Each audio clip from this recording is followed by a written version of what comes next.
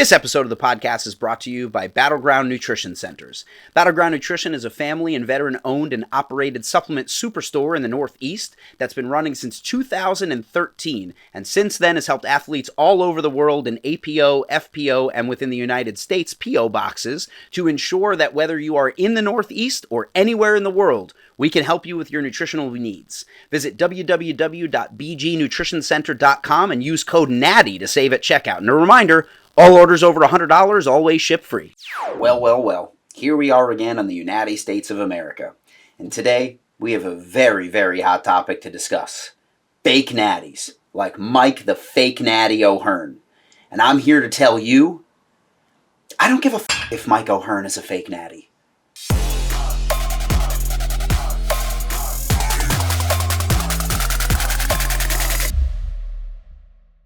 Alright, here's the deal.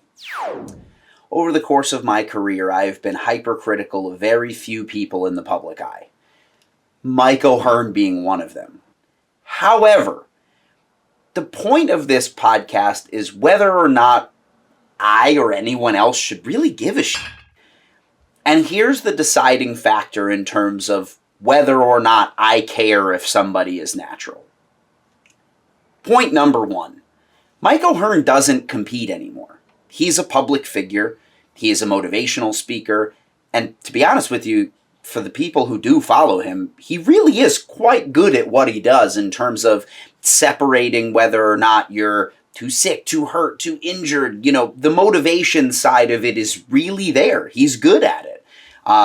He's a face. He is very well known, whether it be by voice or by physical appearance, and in just being who he is, his voice is wide, overarching, and in terms of his reach is undeniable. 2.2 million on Instagram, hundreds of thousands of followers on YouTube. And realistically, when you go through it, the only thing he's really touting in terms of his personal image is be healthier, lift for longer, stay younger for longer periods of your life, and here's me acting in some movies, which, by the way, I'm a huge Always Sunny in Philadelphia fan, so seeing him in cameos even to this day, I'm about him being an actor. I also want to preface the rest of the podcast by saying this. I don't know Mike.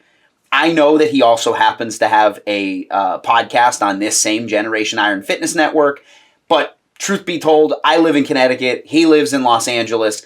I don't know the guy. I met him once for 3 minutes at the Ironman Invitational International on Muscle Beach, which was the first time that the INBA had ever held on that stage, the Ironman magazine show. I met him for like 2 seconds after I spoke to Denny Kakos, who runs the INBA, about him losing a lot of his early contest trophies and things like that in the fires that went through California. And so basically I've met him in person one time for maybe half a minute. But I hear he's a nice guy, and I hear that he's very genuine with his fans and people who know him. But realistically, let's take a look at him in terms of comparing him to another very polarizing figure that has been all but debunked that he's natural, which is the Liver King. Absolutely just blew up out of proportion, which again, when and if I was a betting man back then, I put the deed to my house on the fact that that guy wasn't natural, and I'll do it again over and over and over again. The issue with the Liver King was that he was selling pretty pricey supplements and these ancestral tenets in terms of what could get you to look like him. Saying that everybody could look like him if only they did these things, and that the things that he was selling were very, I don't even want to say controversial. Let's call them experimental, because a lot of the things that he had on his roster of supplements and the things that he was selling to the general public were not 100% in terms of things that had been studied and even debunked in terms of them being effective, right? We all know that in the general theme of the studies in terms of science studying a lot of what's in supplement bottles, that it can go here or there, and it's pretty murky in terms of what's accepted and what's not. And that's coming from a guy who owns a line of supplement stores, right? I have been very vocal in terms of me saying that I believe that if you're trying to be the best of what you're trying to be on a bodybuilding stage, on a CrossFit field, if you're a Division I athlete, that there are certain supplements that could help give you a 1 to 3% edge in trying to be a world-class athlete. 1 to 3% over the course of time is a lot. But realistically, that the general population just needs to eat better, exercise more, and be more in tune with the fact of what's good for their bodies and bad for their bodies. But I digress. Most of the things that the Liver King was actually giving out had been very well documented in terms of the fact that it may not be as effective as he said it was going to be, but that he said those things are why he looked that way. That's a problem, because now here you have a guy saying, this is the only things that I'm on and I look like this, and I want you to buy them so you look like me. He also owned all of those companies that sponsored him, and so he was basically double dipping in terms of making money off the supplements, making money off of, subscription services in terms of his websites or whatever, under this guy's, all these supplement companies are sponsoring this guy. If they really thought he wasn't on the level or if there was something to worry about, then that would be a problem, right? Not really, because he was on the board of all of those things, right? So now let's double back to Mike OHearn. Everybody cares, for some reason, that this guy's natural. Now, granted, I'm going to quote my man John Hansen, back in the day, who had fully admitted to the fact that in his bodybuilding career, he had used things that the WADA and the IOC now consider banned substances. Okay, that would make you not a lifetime natural. However, the rules for natural federations have changed over the years. 3 years clean, 5 years clean, 7 years clean. This is, TRT is able to have therapeutic use exemption, or estrogen boosters, or insulin, or growth hormone, whatever. Depending on the federation and depending on what period of time you look at that federation, you may notice that they have changed their rules on what their definition of natural actually is. That matters because, again, Mike OHearn has competed in my federation long before I knew it existed and long before testing was as robust and specific as it is today. Far be it from me to say that when those rules were established for him in that time frame, that he wasn't natural. He very may well could have been following those rules back then, and again, I'm not the natty police. He very may well be able to pass those tests today as well. But he's not competing anymore, which is a very important note for me as an athlete, because if a natural bodybuilder chooses to get inspiration and motivation from this guy who's saying, I'm in the natural realm when he's not, realistically, the motivation side doesn't need to be natural, right? If I can maintain some level of connection to an athlete who doesn't follow the same rules as me, so what? I'm getting something out of it that's very important, which is the availability of me to take a message from them and turn it into something that speaks to me and transforms a portion of my life. Great. That's great. And also non-impactful in terms of taking something away from someone else that could be construed as cheating. I'm not going to compete against Mike OHearn on a stage. And if I say with a huge caveat, if I ever do see Mike OHearn on a natural stage again, maybe my tone would change. But realistically, this guy lives with his family, his kid, his wife, and films movies, and is an inspirational speaker for fitness. Whether or not he's on TRT is not cheating. He doesn't follow any rules. He's very much a member of the general population, and just exists in the fitness realm. That's not cheating. So people would say to me, well, Brandon, he sells his fitness plans and he has a Walmart induced. He has a Walmart accepted supplement brand. Those are things that he could make money off of. Here's the thing. I looked through a lot of the Titan brand supplements in terms of what's carried on his website, and when, again, it says that it is in Walmart stores. I will be the first to concede I haven't seen it in Walmart, but it's on the website where it says available in Walmart. Okay, my shit's not available in Walmart, so nice job to him. It's pretty basic for what you would find in normal test boosters, normal pump agents, amino acids, pre-workouts, decent formulations and a decent price.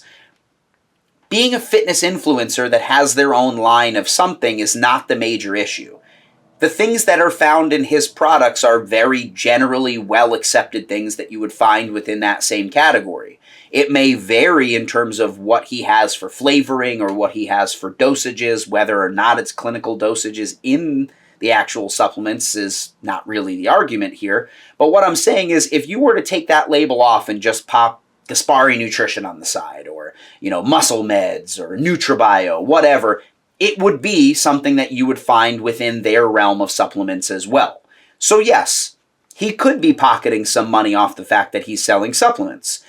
But the advertisements are very important, right? If we go back to the parallel of the Liver King, he was saying, the reason I look like this is these and these ancestral tenets. You put those two things together and you could look just like me. Mike OHearn's supplement line is, these are workouts for supplements that are for people who want to maximize their performance and their recovery in the gym. Okay, that's just a nutritional supplement line. So automatically, the tone and the voice and the message of the two things are very different. Secondarily, you now have his fitness plans. I took a look at his fitness plans on his website. They're very normal in terms of what they're selling to the consumer. It's expenditure in the gym, it's learning portion control, it's learning counting calories, it's a lot of the basic things that you would consider general health practices. And you get what would be a subject matter expert and his team to carefully craft, and again, it says, I will concede another point that I have not purchased the plans, but it says that he will craft them based on your specific allergies, your medical issues, whether or not you have the time to do XYZ, that they are personalized for you. Okay, I mean, he is a health practitioner in terms of the fact that you would consider himself a certified personal trainer that relatively knows what he's talking about. And if you would want a subject matter expert who motivates you and speaks to you, that would be a great one to get. The app looks pretty cool and, basically mirrors MyFitnessPal or the new RPS Strength app that's coming out, just for a very specific purpose of general transformation and getting shredded. I think that's just a standard personal trainer selling their services. I know that it may seem reductionist in terms of the fact that I'm kind of giving him a pass, but again, he is a fitness industry professional that's well known, has a name, has an image, and has a following. He capitalized on it by offering general fitness guidelines and a very small supplement line of stuff that other supplement lines have already capitalized on, and the scientific study in terms of whether or not they're effective is on the specific ingredients, not whether or not his endorsement of things are unfounded, i.e. beef liver enzymes versus citrulline powder, right? One of those things is just starting to become a thing because some guy said that's why he looked like it, versus I'm a fitness influencer that has used citrulline powder. I like it. The science is out on whether or not it works, but my pre-workout has it in what we would consider a clinical dose. You should try it. I find the messages to be very, very different. Mike OHearn, being a fake natty, whether or not he is, does not really benefit him in any way, shape, or form at this point in his career. He has his following. If he came out and said tomorrow, I've been natural, but I'm going to jump on TRT, and he wound up looking identical from now through the end of time, then people would say, well, see, he was on it the whole time. Okay, I guess an argument could be made for that. However, let's say he was 55, and we really started to see his physique decline, and then he decided to hop on TRT, and he looked 35 again. Okay, sure. Again, I have to ask the question. He already has his following. He already has his message, his brands, his businesses. He's not really hurting anyone by just continuing to exist the way he is. And realistically, I went through his Instagram just this morning, and I went back 4 months. None of his Instagram videos are really buy my protein. None of his Instagram videos are really, if you don't work out like me, you'll never look like me. And there's not a ton of Instagram videos of him producing this idea from an inception point in his own mind. I'm natural, I'm the best natural, and if you want to be natural like me, come be like me. It's a lot of people who are questioning whether or not he is, and him refusing to answer the question. This episode of the podcast is also brought to you by Nirvana Water Sciences. Muscle integrity is the foundation of our body's overall health because it supports movement, posture, breathing, and many other things. Enter Nirvana Water Sciences HMB-infused water. HMB, or hydroxymethylbutyrate, is a unique derivative of leucine, the isolated amino acid. It helps with things like protein synthesis, nutrient absorption, and can help athletes and regular people alike with general health, as well as recovery from hard workouts. So, click the link in the description below to find out where you can get Nirvana Water Sciences HMB-infused water products today. So now, let's address that elephant in the room. Mike OHearn is under no personal preference of answering that question with a yes or no. But that is how he is continuing to build this mystique and allure to build his brand, which is probably the only piece of this podcast that I will admit I'm hypercritical of on my end toward him. But the other thing is this. I don't have 2.2 million followers on Instagram. I'm an open book in the sense that if I'm on gear, it's the worst fucking gear you can get. Because being 170 in the off season, eating 3 cheat meals a week to try to maintain 170, and basically my fat-free mass index being that of a high schooler who plays good basketball, right? It just doesn't make a ton of sense that I would be that guy that everybody is arguing is on gear. But Mike OHearn is tall, 3 times the size I am, and his strength feats are quite impressive, right? The allure of that is that people don't believe that that would ever be possible in the human genome, and if it was, we should study them because they must be this personal, identifiable perfection of the human genome, and we need to figure out what made them them, and maybe in the future we can really find out what's possible within the human definition of our codons and how they're in our DNA and what they can do. But realistically, is it that important? Because if I don't have a following of 2.2 million, and he does, he clearly knows what sells to both natty zealots and anti-natty zealots.